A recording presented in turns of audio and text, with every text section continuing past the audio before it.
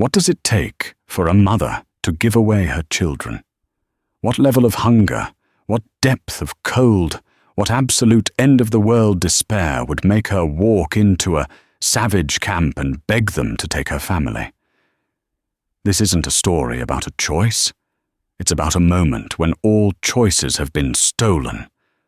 But what happens when she makes that desperate plea, "Take my children," and the giant, feared Apache warrior she's begging looks past them, at her, and answers with 3 words that seal her fate: "I'll take you." The wind in the Arizona Territory didn't just whistle, it screamed. It was a thin, high-pitched sound that found every crack in the sodden timber cabin, stealing what little warmth was left. Sarah Hayes pulled the threadbare blanket tighter around her children. "Mama, I'm cold," whimpered 6-year-old Emily, a dry, rattling cough punctuating the words.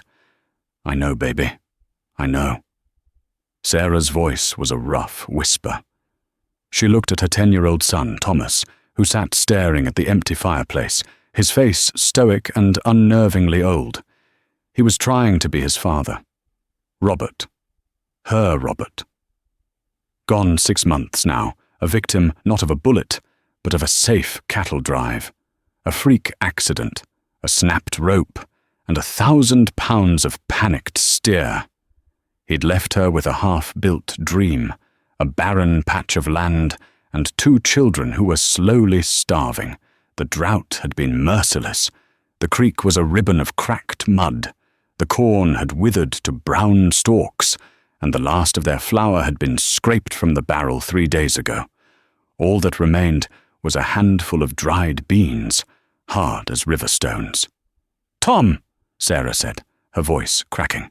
Put the chair leg on the fire." Tom looked up, his eyes wide. "Mama, that's Pa's chair." "Pa's gone, Tom, and we're cold. Now." The boy flinched at her tone, but he obeyed.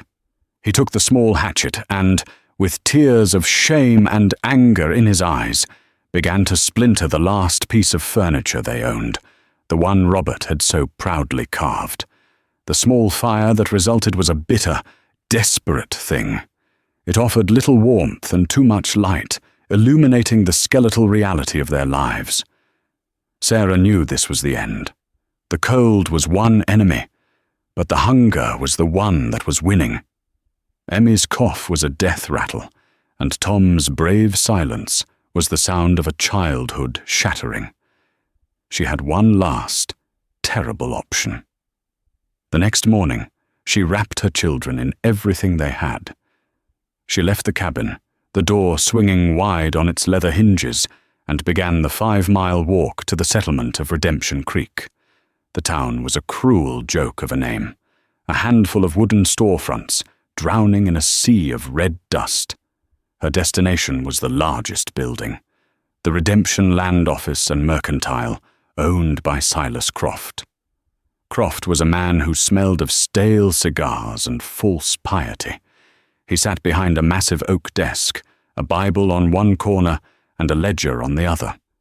He listened to Sarah's plea for another extension, for a small bag of flour, for anything, with a patient, reptilian stillness.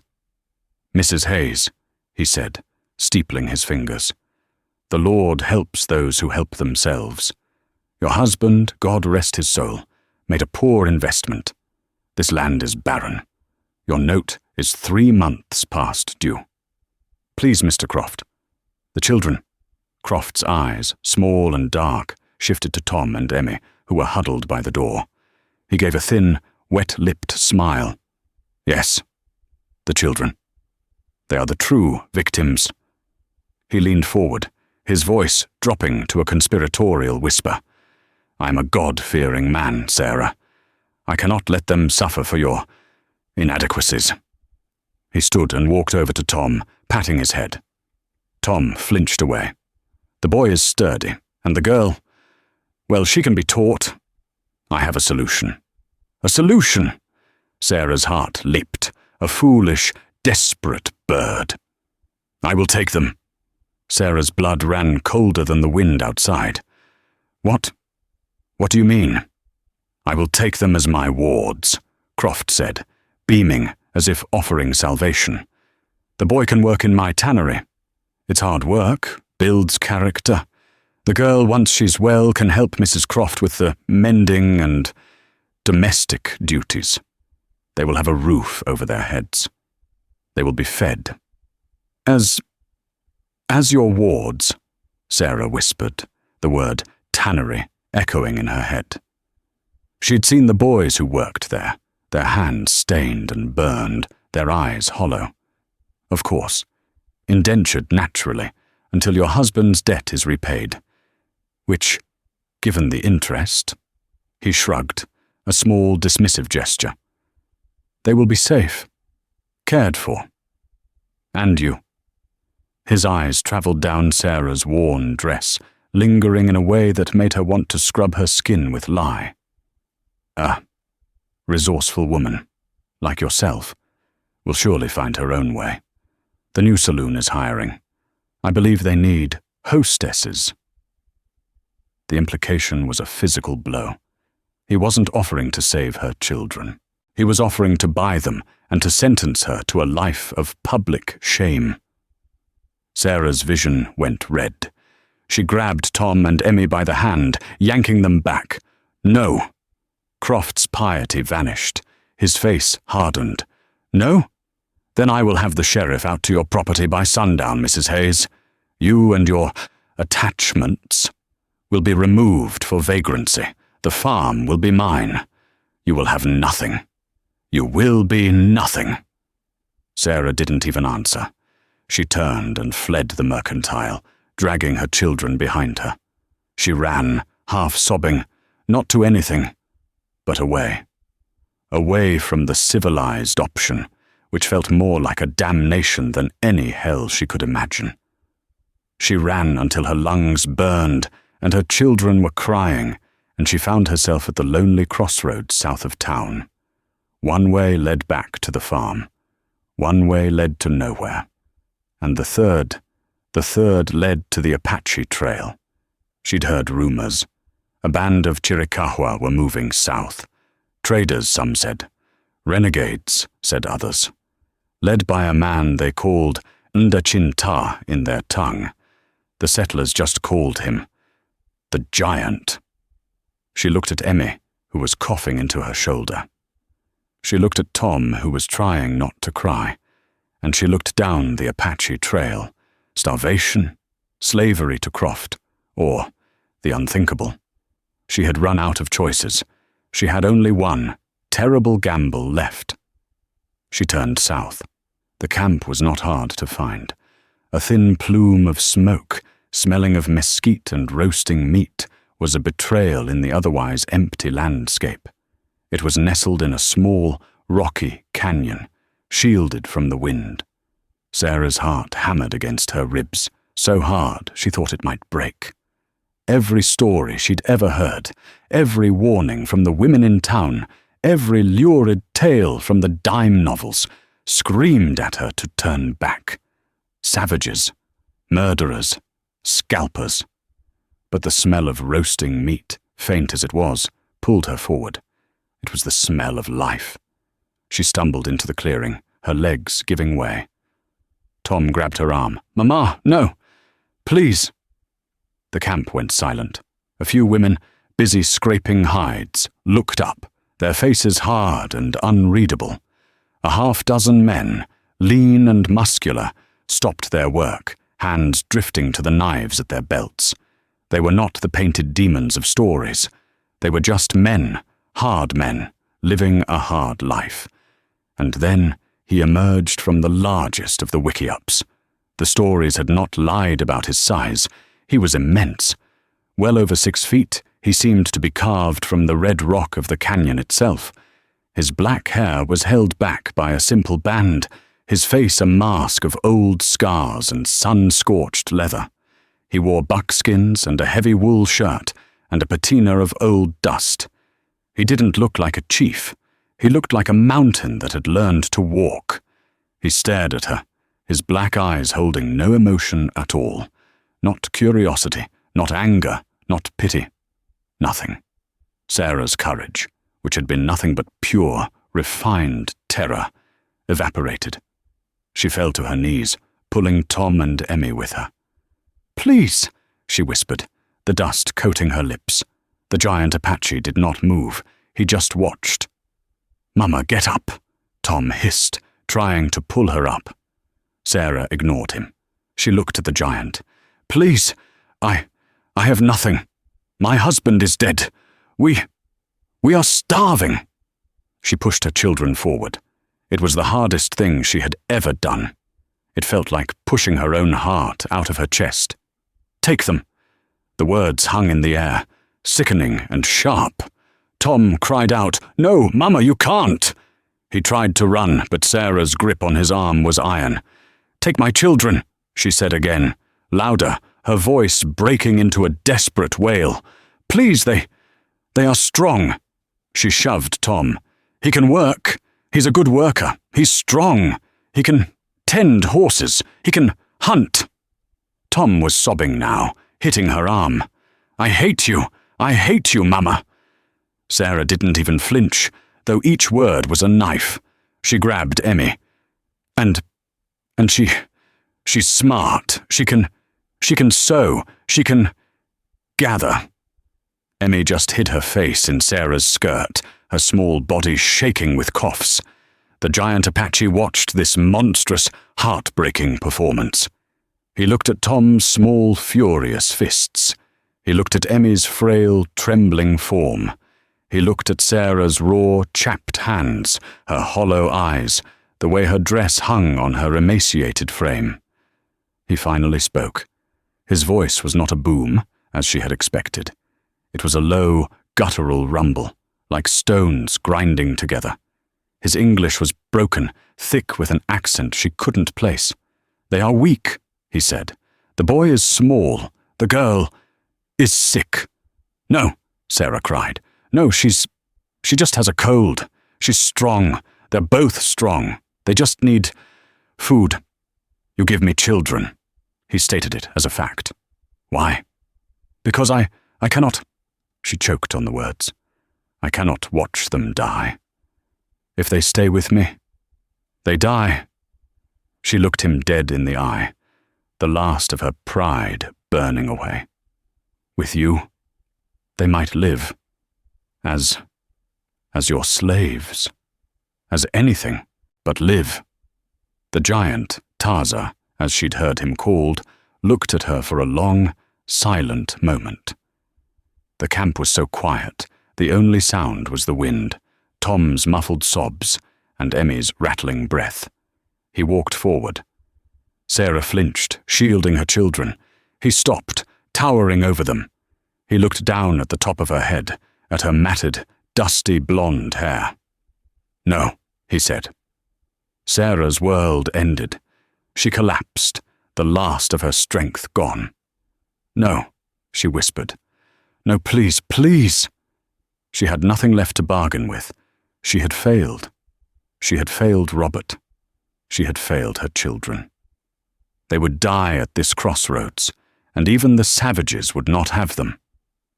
She began to weep, dry, racking sobs that hurt her chest. The giant grunted. He turned as if to walk away. Then he stopped, his back to her. He spoke again, this time without looking at her. "I do not take children." He turned his head, his profile sharp against the dying light. His eyes were not empty this time. They were something else, something as cold and old as the mountains. "I take family. I take you, all." Sarah's head snapped up. "What?" He walked back to her, close enough that she had to crane her neck to see his face. He pointed a long, thick finger, one at Tom, one at Emmy, and then his finger landed on her in the center of her chest. "I take children. I take you, all." It was not a question. It was not a negotiation. It sounded like a sentence. It sounded like ownership. He was not saving them. He was acquiring them. He barked a command in Apache. A woman with a hard face came forward, and threw a small, greasy pouch at Sarah's feet. It was filled with dried meat and hardtack. A down payment. "Eat," Taza commanded. "Work, or you die. All."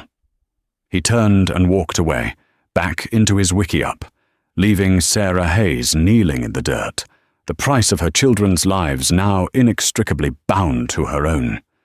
She had come to give them away, and had, instead, sold them all. The next days were a blur of motion and misery. The camp moved south, towards the jagged peaks of the Dragoon Mountains.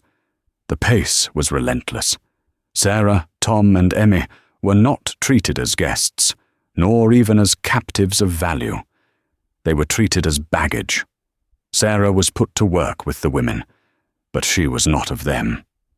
They communicated around her in their flowing, guttural language, and the only glances she received were of contempt. She was the white woman who had tried to sell her children. In their eyes, she was less than human. Her hands, soft from months of hunger-induced idleness, were quickly rubbed raw. She was given the worst jobs, scraping the last, stubborn bits of fat from stiff, cold hides, gathering firewood, her arms pierced by 100 cactus needles, grinding corn on a metate until her shoulders screamed. Tom was put with the horses. He, at least, found a small measure of purpose. The Apache men ignored him, but they didn't beat him.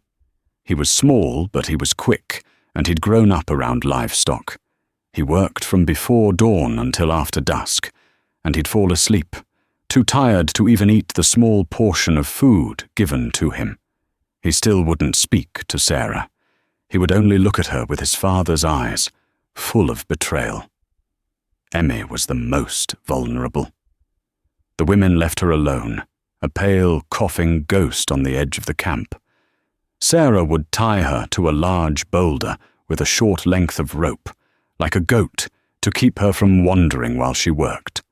The child would sit in the dust, her face streaked with tears, her cough growing worse in the dry, cold air.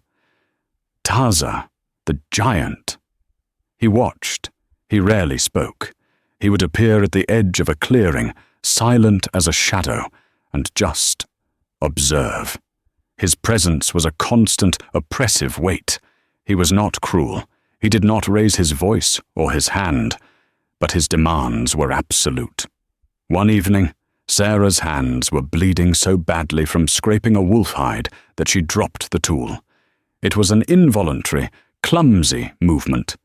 One of the women barked at her, a sharp, angry sound. Sarah, exhausted and broken, just sank to the ground and put her head in her hands. She heard his footsteps. The camp fell silent. She looked up and Taza was looming over her. He looked at the hide. He looked at her bleeding hands. He said nothing. He simply picked up a handful of dirt, mixed it with a bit of ash from the fire, and roughly grabbing her hand, rubbed the abrasive mixture into her open wounds. Sarah cried out in pain. It felt like fire. "Work," he said, his one-word command. He was not tending her wounds. He was cauterizing them, sealing them so she could continue. He was protecting his property. That night, as she huddled with her children under a single, filthy blanket he had tossed at them, a figure emerged from the shadows. It was a white man. Sarah scrambled back, pulling Tom and Emmy behind her. He was gaunt, dressed in rags that might have once been a U.S. Army uniform. His hair was long and matted, his beard stained. "Don't fret, missus," the man rasped, his voice a whiskey-soaked ruin. "He ain't gonna let me hurt you. You're his new pet." Who are you?" Sarah whispered. The man gave a wet, hacking laugh. "Name's Elias Thorne, and I'm the other half of his collection of broken white folk." He took a swig from a small leather flask. You're a special one, a whole set. Mama, Sonny boy, and the little sick one. He's expanding his horizons." "What do you mean?" Sarah asked, her fear warring with a desperate need for information. Taza. That ain't his name, you know, Elias whispered, casting a nervous glance toward the giant's wickiup. Not his real name. He's a breed, half white, half Apache. Got the worst of both, if you ask me. The white man's brains and the Apache's heart, which is to say, no heart at all. Why? Why are you here? Same as you, I reckon, Elias shrugged. I was lost. He found me. Now I tend his traps, fix his rifles, drink his rot gut. I'm his. Just like you're his. He leaned in, his breath a foul cloud of mescal. Listen to me, missus. Don't fight him. He's a force of nature, he is. He don't think like you or me. He don't feel. He just is. But don't you dare trust him, neither. He's not Apache. He's not white. He's something else. He's a monster. And he's got you in his cage. Elias Thorne staggered back, laughing to himself. A monster, he repeated, and then dissolved into the darkness. Sarah was left with a new, colder fear. She was not the captive of a savage tribe. She was the property of a single, broken, monstrous man. And he had another white man, a drunkard, as his slave. She looked at her children. Tom was asleep, his face tear-stained, even in unconsciousness. Emmy was hot, her breath coming in shallow, wheezing gasps. Stupid. You were so stupid, Sarah. She had not saved them. She had dragged them into a far worse hell, one run by a giant who collected broken things. A week into their journey, as they moved through a narrow, brush-choked canyon, it happened. The sharp crack of a rifle shot echoed from the rocks above. It wasn't a warning. One of the Apache men tending the horses pitched forward, a dark stain spreading on his back. Ambush! Sarah screamed and threw herself on top of Emmy, pulling Tom close. The camp exploded into chaos. The Apache women, who had been so contemptuous, moved with terrifying efficiency, grabbing children and weapons, melting into the rocks. "Get down!" Tom yelled, his voice cracking as he tried to peer over the boulder. "Tom, no!" A second and third shot kicked up dust nearby. A group of riders, maybe 8 or 9, burst from the brush at the end of the canyon. They were white men, dressed in a motley collection of rags and old Confederate uniform pieces. Their faces were bearded and cruel. They were after the horses. "It's Fletcher!" a voice screamed. Sarah recognized it. Elias Thorne. He was huddled behind a wagon, clutching his flask. "It's Fletcher's gang! We're dead!" The raiders charged. And then Taza moved. He had been on foot, and he was the raiders' primary target. He was a huge, unmissable man. 3 men charged him at once. He was not a man. He was, as Elias had said, a force of nature. He didn't meet the charge. He stepped into it. He grabbed the rifle from the first rider, yanking the man clean off his horse. He used the man as a shield, the man's own pistol firing wildly. He threw the body at the second horse's legs, toppling it in a cloud of dust. The third rider tried to level a shotgun, but Taza was already there, a long knife appearing in his hand. It was not a fight. It was a butchering. It was over in seconds. The remaining raiders, seeing their 3 fastest men dispatched by 1 man on foot, faltered. Taza let out a roar, not of anger, but of pure command. The other Apache men, heartened, counterattacked. One raider, seeing the fight was lost, saw an easier target. He spurred his horse toward Sarah, Tom, and Emmy. His eyes were wild, his teeth yellow.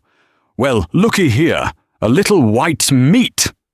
Tom, in a fit of pure, unthinking bravery, stood up and threw a rock. It bounced harmlessly off the man's chest. "Leave us alone!" The man laughed and raised his pistol. "Stupid kid!" Sarah screamed. A shadow moved. Taza. He had crossed the 30 yards in an instant.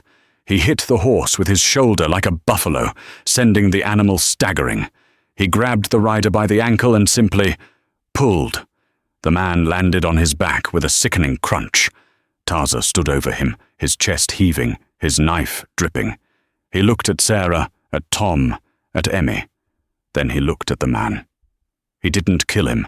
He just kicked the pistol away and walked off to assess the damage. The fight was over. The raiders fled, leaving 2 of their dead, and the 3 Taza had taken down.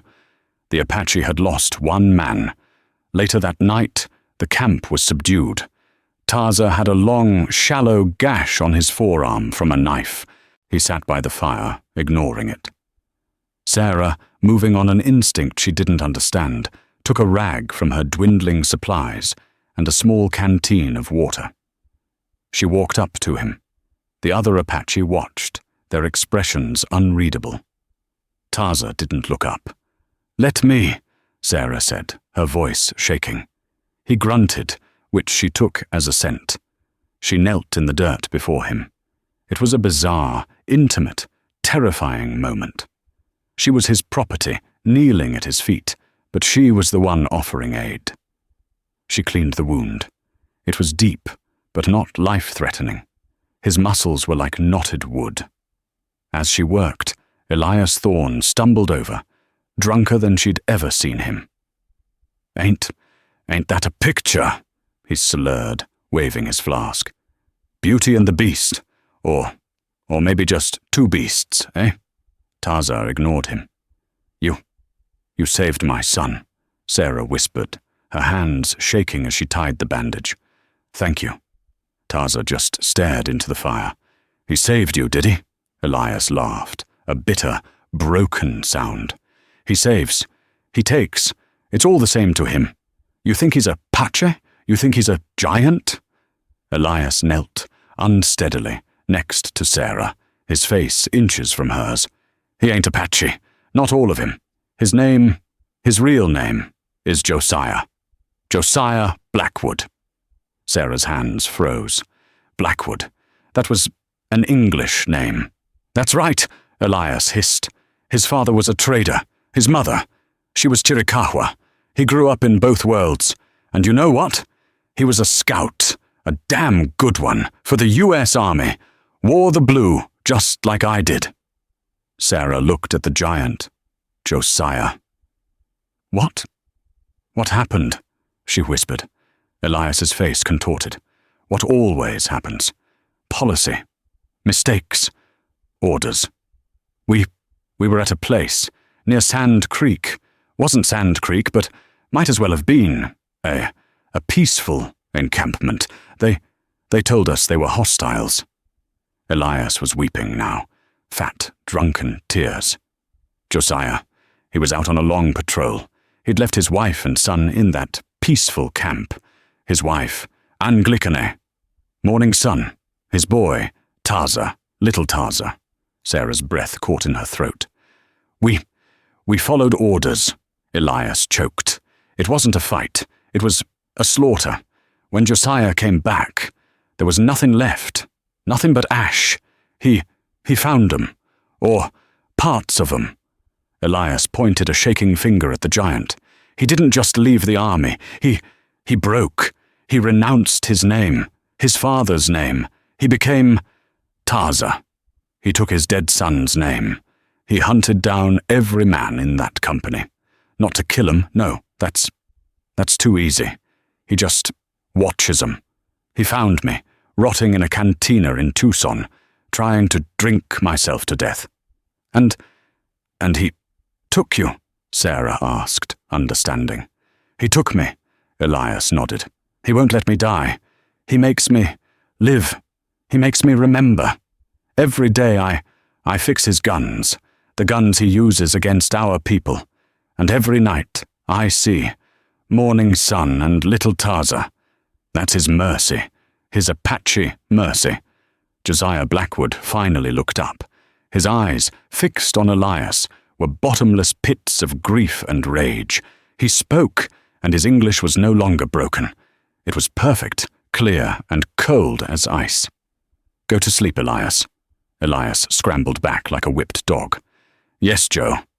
Yes, Mr. Blackwood. Good night." He vanished. Josiah looked at Sarah. She was still kneeling at his feet. "You are not his property, Mrs. Hayes," he said, the voice a deep baritone, cultured and quiet. "You are my responsibility." He stood, towering over her. "I took you," he said, "because Silas Croft is a disease, and I am the cure." He turned and walked into the darkness, leaving Sarah with the image of a broken U.S. scout, a grieving father who had named himself after his dead son, and a man who had just saved her child from the same kind of men he used to be. She wasn't his property. She was his responsibility. She didn't know which was worse. The revelation of Josiah's identity changed everything and nothing. He was still the silent, imposing leader. Sarah was still the camp drudge. But now, when she looked at him, she didn't see a savage or a monster. She saw a man balancing on the knife edge of two worlds, haunted by a grief so profound it had become his entire identity. He still spoke to her in his broken, guttural Tarzar voice in front of the others, and she played along. It was a mask he wore, and she was now an unwilling participant in the charade. But her own problems were more immediate. Emmy's cough had settled deep in her chest. The dry, rattling sound was now a wet, tearing hack that brought up spots of blood. She was burning with fever, her small body limp and unresponsive. The Apache women, seeing the child was near death, kept their distance. They believed sickness was a bad spirit, and they would not risk their own children. Sarah was desperate. She'd tried all her simple remedies, a wet cloth, water, but Emmy only got worse. On the third night, Sarah was convinced Emmy wouldn't see the dawn. She was holding her daughter, rocking her and singing a broken lullaby, when Josiah's shadow fell over her. He didn't speak. He just knelt and put a massive, calloused hand on Emmy's forehead. He grunted at the heat. "She is dying," Sarah said, the words flat and dead. You should leave. It's a bad spirit."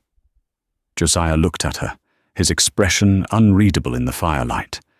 He left, and Sarah felt a fresh wave of despair.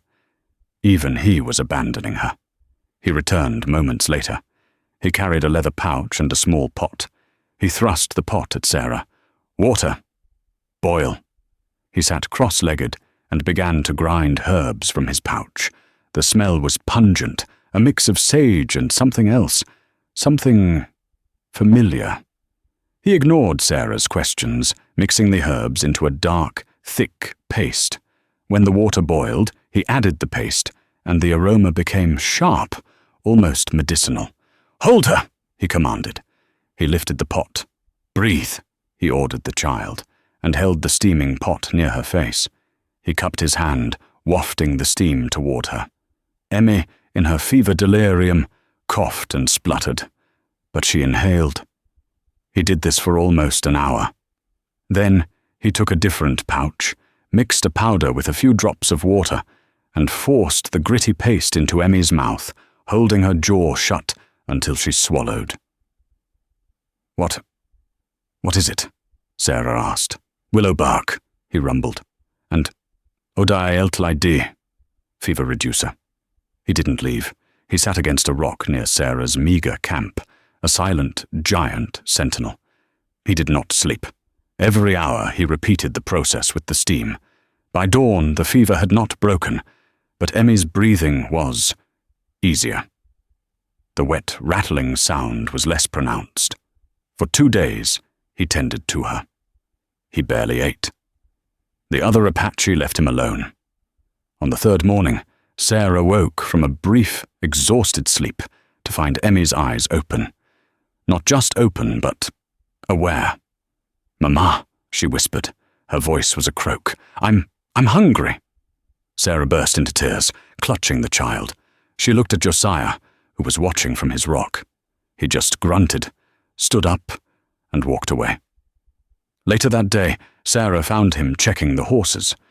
You saved her," Sarah said, standing behind him. He didn't turn. "The mountain fever is strong. The girl is stronger. Josiah." He stiffened at the name. "Do not use that name." "Why did you do it?" she pressed. "Why save her? After everything." He finally turned. His face was a mask of pain. "Your husband," he said, his voice low. "Robert Hayes." Sarah gasped. You knew him?" "I knew of him. Long time ago. I was scouting, near the Gila River. My wife, Morning Sun, she was with me, and my son, Tarza. He was small, like your girl." He looked away, his eyes fixed on the distant mountains. "There was a patrol. Soldiers, not mine, from Fort Bowie. They were drunk. They like Apache women." Sarah felt sick. "I was gone. She hid. For a day. No water. Tarza. He was crying. The patrol was close. She was ready to quiet him. For good." He swallowed, a painful-looking movement. "A white man. Found her. A sod-buster. With a broken wagon wheel. He saw the patrol. He saw her. He gave her his canteen. All of it. He pointed. 'Go south, to the rocks. I will lead them north.'" Josiah looked back at Sarah. "That man was Robert Hayes. He saved my wife. He saved my son. That day." Sarah's knees went weak. Her Robert, her kind, simple, good Robert, had saved the family of the man who had, in turn, saved hers. I never knew," she whispered. "He did not live to see what they became," Josiah said, his voice hardening. I was returning a debt. The girl, your girl, she has his eyes. The debt is paid." He turned back to his horse. "We leave now. My home is close." "Home?" Sarah asked.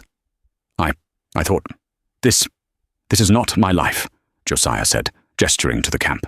"This is my penance. My home is in the valley. A ranch. It was ours." A new, strange hope bloomed in Sarah's chest. A ranch. A home. Maybe this was salvation. They traveled for another day, up a narrow, hidden pass. The air grew cooler. The landscape turned from red rock to green, pine-dotted hills. They crested a ridge, and Josiah stopped. "There," he said. Below them was a valley. It was a perfect, hidden bowl, a stream running through it. In the center was a small, well-built ranch house and a large barn. It was a paradise. But something was wrong. There was smoke coming from the chimney, but it wasn't the thin, clean smoke of a well-tended fire. It was thick, lazy, and careless. And there were horses in the corral. Too many horses. Horses she recognized. They bore the brands of the raiders, Fletcher's gang. "No," Josiah whispered. His voice was no longer human. It was a growl. As they watched, two men walked out of the ranch house. One was Fletcher, his arm in a crude sling. The other was Silas Croft. Croft laughed, clapping Fletcher on the back, and handed him a bottle. He looked around the valley, his arms spread wide, as if he owned it. He followed us," Sarah whispered in horror. Elias must have told him. When they caught him." Josiah's face was terrifying. It was the face of the man who had lost everything. And now they had come to take the last, empty thing he had.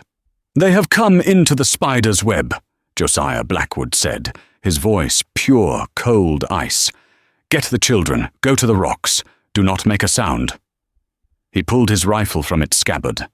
This was not Tarza, the grieving Apache. This was not the giant. This was Josiah Blackwood, the Army's best scout, and he was going to war. "Elias is in the barn," Josiah said, his voice flat, his eyes never leaving the valley below. He had a small spyglass, worn with use. Croft and 4 of Fletcher's men are in the house. 2 more are guarding the horses. Badly. What? What are you going to do? Sarah asked. What I was trained to do. He looked at her, and for the first time, his eyes were fully alive. This is my land. Croft, he holds the note on your farm, yes? Yes, Sarah whispered. He has been buying up all the barren land. He followed you, not just for revenge, but because he believed you were with me. And he knows, I know, where the water is. He pointed to the stream. This valley has the only year-round spring in the county. He wants it. He's using the Indian attack as his excuse to legally seize my property. He was not just a grieving widower. He was a landowner, a wealthy one, and Croft had come to steal it all. Tom, Josiah said.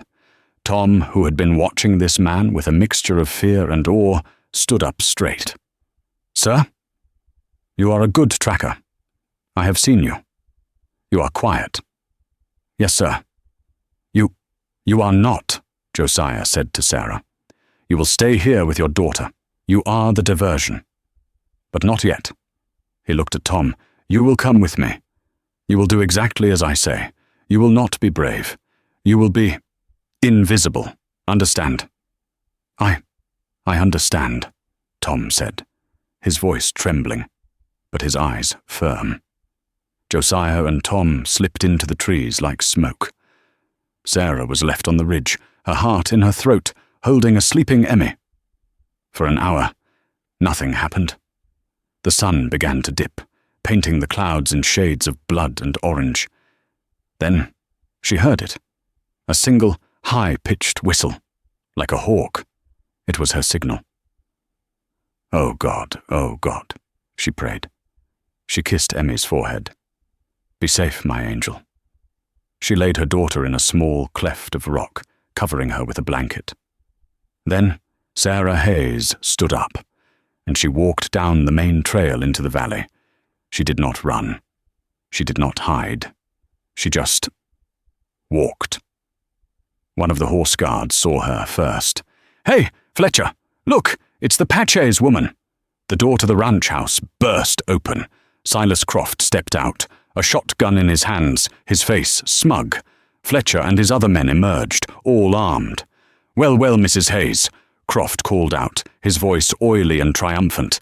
Have you come to beg? Did your savage protector abandon you? Sarah stopped, 20 yards from the porch. She was terrified. Her legs were jelly. But she thought of Emmy's cough, of Tom's betrayed eyes, of Robert's grave, and she found a core of steel she never knew she had. Where is he, Mr. Croft? She called out, her voice surprisingly steady. He's dead, I imagine. Croft laughed. Or run off. They're cowards, all of them. I'm claiming this valley, Mrs. Hayes, by right of pest control. And you're a collaborator, an Indian lover. I've come for the man, Elias, Sarah said, improvising. He's my friend. Elias? Croft sneered. He gestured to the barn. He's in there, drunk and useless. He told us everything. About the giant, about you, how you sold your children. The barn door creaked open. Elias Thorne stood there, blinking in the twilight. He was sober. Terrifyingly sober. His face was bruised. Sarah, he whispered. Run! Shut up, you drunk! Fletcher shouted, raising his rifle. No, Elias said. He looked at Sarah. He looked at the men who had beaten him. He looked at the house that represented a life he'd never had. And he made his choice. He's in the barn, Croft! Elias roared, stumbling forward. He's in the barn! Tarza is in the... Fletcher fired. The shot was deafening. Elias was thrown back, clutching his chest. You idiot! Croft screamed at Fletcher. He was the only... Crack! A rifle shot, impossibly loud and sharp, echoed from the barn loft. The rifle in Fletcher's hands exploded, splintering into a dozen pieces, taking half his fingers with it. Fletcher screamed, a high-pitched, unmanly sound. "What?" Croft yelled, spinning. Crack. The rifle from the man next to Croft was shot clean out of his hands. Crack. The man on the other side of Croft, his gun belt, heavy with ammunition, was hit. The bullets didn't explode, but the force tore the belt from his waist and sent him spinning to the ground. It was Josiah, the army's best scout. He was not shooting to kill. He was disarming them. "In the house! Get in the house!" Croft shrieked, shoving his men inside and barring the door. Fletcher was left on the porch, cradling his ruined hand, screaming. Then a new sound, a low, terrifying rumble. The thud, thud, thud of hooves. Tom. Tom had unlatched the corral gate. He was now on the back of Josiah's own war horse, a massive Appaloosa, stampeding the raiders' horses, driving them up the valley, away from the ranch. A boy on a man's horse, yelling like a demon. "The horses!" one of the men inside shrieked. He burst out the door to stop them, and was met by the sight of a 10-year-old boy leading his only means of escape away. He raised his pistol to shoot at Tom. Thwack! A sound like a wet axe hitting wood. The man crumpled. Sarah looked at the barn loft. Josiah was gone.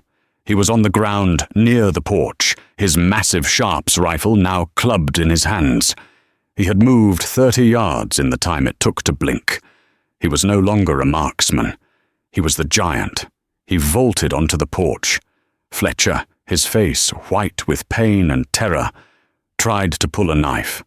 Josiah didn't even look at him. He kicked him in the chest, sending him crashing through the front window into the house. Josiah followed him in. Sarah ran. Not away. She ran to the barn. "Elias!" She found him just inside the door, leaning against a hay bale. The front of his shirt was black with blood. "Sarah," he coughed. I'll get help," she cried. No, he wheezed. He gave a small, terrible smile. "Stupid. Sober. First time in 10 years. And I get shot. Elias. He's a good man, Sarah," Elias gasped, gripping her arm. "Josiah, he gave me a second chance. I just didn't know what to do with it." The sounds from the house were terrifying. A single gunshot, Croft's, a crash of furniture, and a man's scream, cut short. I saw him," Elias whispered, his eyes unfocusing. Just now. When I was falling, I saw morning sun. And little Taza. They ain't angry no more, Joe." His hand went limp. Elias Thorne was gone. Sarah stood, her heart breaking for this broken man. The front door of the ranch house opened. Josiah Blackwood walked out, dragging Silas Croft by the collar. Croft was babbling, his fine suit torn, his face a mask of abject terror. It's a mistake, a misunderstanding. I'll tear up your note, Mrs. Hayes. I'll tear up all the notes. Just don't let him kill me." Josiah dragged him to the center of the yard and threw him in the dirt. The other raiders were tied up on the porch, groaning. Fletcher was unconscious. Josiah looked at Croft, his face hard. He looked at Sarah, standing at the barn door. He looked at Elias's body. Then he looked up as Tom rode back, the big horse lathered but safe. Josiah Blackwood took a deep breath. The siege was over. They buried Elias Thorne on the hill overlooking the valley, next to 2 other, smaller graves. Josiah carved a name into a simple wooden cross. Elias Thorne, he rests. It was a strange, profound forgiveness. The next day, Josiah and Tom rode to Fort Grant. They were not gone long. When they returned, they were leading a small detachment of U.S. cavalry. Sarah was shocked when Josiah, dressed in his old but clean scout's jacket, was greeted by the commander, a man with captain's bars. "Josiah Blackwood," the captain said, shaking his hand. I'll be damned. We thought you were dead, or renegade. Just lost, Captain John Bourke, Josiah said. I've brought you a problem. He presented a bound, whimpering Silas Croft and the rest of Fletcher's gang. He also presented a folder of papers he'd taken from Croft's saddlebags. Mr. Croft's ledger, Josiah explained, his voice all business, details his acquisitions, including illegal land grabs, cattle rustling, and, I believe, the deed to my valley, which he filed last week, claiming I was killed by hostiles. Captain Bourke, a real historical figure, a famous chronicler of the Apache Wars, looked from Croft to Josiah. He knew a legend when he saw one, and he knew a snake. I see, Bourke said, a grim smile on his face. Mr. Croft, I believe you and I have a long, long talk ahead of us. Fraud, conspiracy, murder for hire, and that's just for starters. And as for you, he said to the raiders, you're all wanted for horse thievery in 3 territories. As the soldiers dragged Croft away, the man screamed at Sarah. You'll get nothing. The farm is still mine. The note is at the bank. Josiah stepped forward. No, Mr. Croft. The note is mine. He held up a single piece of paper. I acquired your bank's debt in Tucson. Your entire land office, all your notes, are now the property of the Blackwood Valley Ranch. Croft's face went from red to white to a sickly grey. He had been ruined. He was, as he had tried to make Sarah, nothing. Josiah Blackwood was not just a scout. He was a savvy, intelligent, and, it turned out, wealthy man. His father, the trader, had left him well off. When the soldiers left, a profound silence fell on the valley. It was just Sarah, Tom, Emmy, and Josiah. The other Apache, their family, had watched the confrontation from the ridge, and seeing Josiah was home, had simply melted away. They were his past. This valley was his future. "Jos, get your things," he said, his voice back to the low, quiet rumble. Sarah's heart sank. "What? I'll take you back. To your farm. The debt. The debt is gone. It's yours. Free and clear. You are free." He was dismissing her. She was free. She should have been elated. But the thought of that small, dusty, empty cabin, the thought of leaving this green, safe valley, it felt like another kind of starvation. She looked at Tom, who was standing not by her, but by Josiah. He was watching the giant man with an undisguised hero worship. He had helped. He had mattered. She looked at Emmy, who was sitting on the porch, laughing as she chased a small lizard with a blade of grass. Her cough was gone.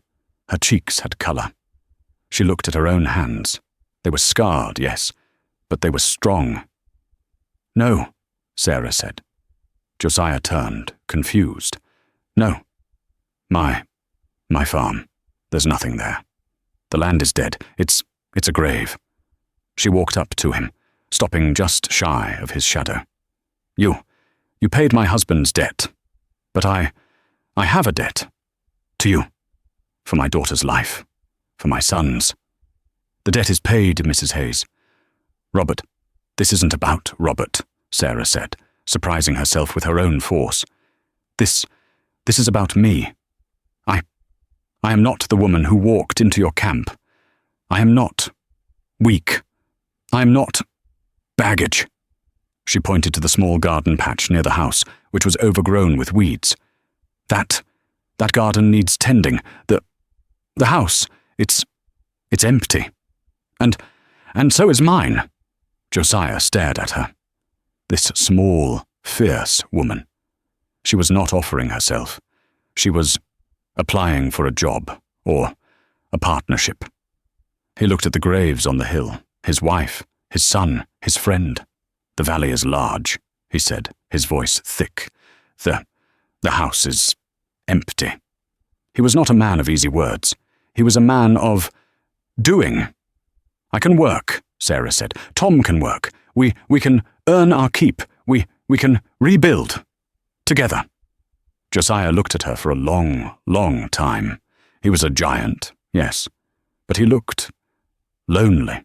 He looked like a man who had been carrying a mountain on his back for 10 years and had just set it down. He didn't smile. He didn't offer his hand. He just nodded. Once. A small, sharp movement. Then he turned and picked up a shovel that was leaning against the barn. He walked to the weed-choked garden patch. Sarah Hayes watched him for a moment. Then she went to the porch, picked up a small, rusted trowel, and walked to the garden patch, kneeling in the dirt beside him. She didn't know what this was. A partnership. A penance. A new beginning. But as she plunged the trowel into the rich, dark earth, and the giant of a man next to her began to dig, she knew, for the first time since Robert died, that she was no longer starving. She was home. And that's where our story ends. Not with a dramatic kiss, but with the quiet, hopeful sound of two people choosing to rebuild, side by side. It's a story that reminds us that the most savage cruelty often wears a suit and a pious smile, while the greatest kindness can come from a place of unimaginable grief. Sarah, Josiah, Tom, and Emmy didn't just find survival in that valley. They found a chance to build a new kind of family, one forged in fire, fever, and forgiveness. What do you think of Josiah's Apache mercy for Elias? Was it cruel, or was it a strange kind of justice? Let me know your thoughts in the comments below. Thank you for joining us for this story. If you were touched by Sarah's journey and Josiah's path to redemption, please show your support by hitting that like button. It really helps us bring more stories like this to you. And if you haven't already, please subscribe to the channel and ring that notification bell so you never miss a new story. We'll see you in the next one.